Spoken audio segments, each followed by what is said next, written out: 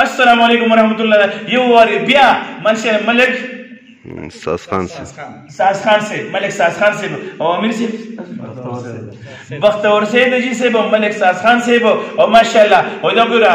وای مبارک را کوي المنو د تومتونو سره یار قبول کما.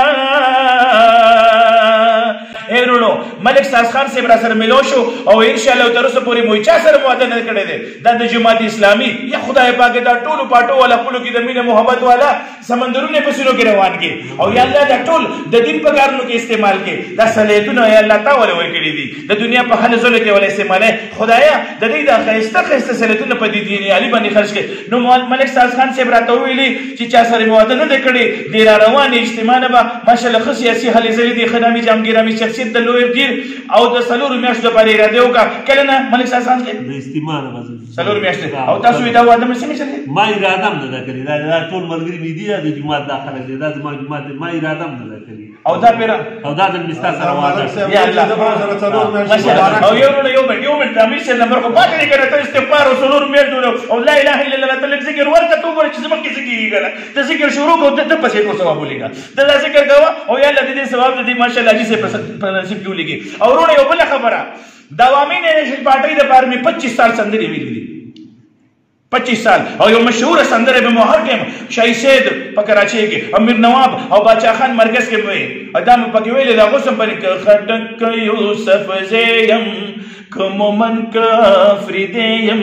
پختونخوا زما وطن پختونخوا او بیا مې پکې داسې ویلي دي د پښتنو ظلمي زړور دي د سره تیر دي او بیننګي نه قبل وینا پښتو نظیره وطن نظیره کزیره می در باندې ټول پښتانه دی پناما سرور کوینا یہ پښتنو زیره تبلیغیانو زیره کزیره می در باندې دانشنلیانا او در باندې سره کسر قربان وینا. نو حاجی صاحب وای چې کله ملک صاحب سلور میاشتو لذي یو پیر مې سلور میاشتې لګولې دي خدا جماعت راغلو ما دوی چې ما خو تاسو د پاره د نېشنل پارټي د پاره سندري ویلي دي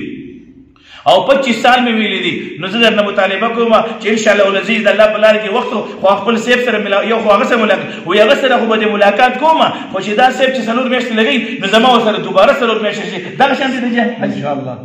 دې تاسو وای سلور میاشتې چې کله ساز خان زی زه به سلور میاشتې ماشاء الله او دلته کې د ملاقاتونه هغه صاحب سره څنګه چل کو د مشرانو سره ملاقات وشي کنه ملاقاتونه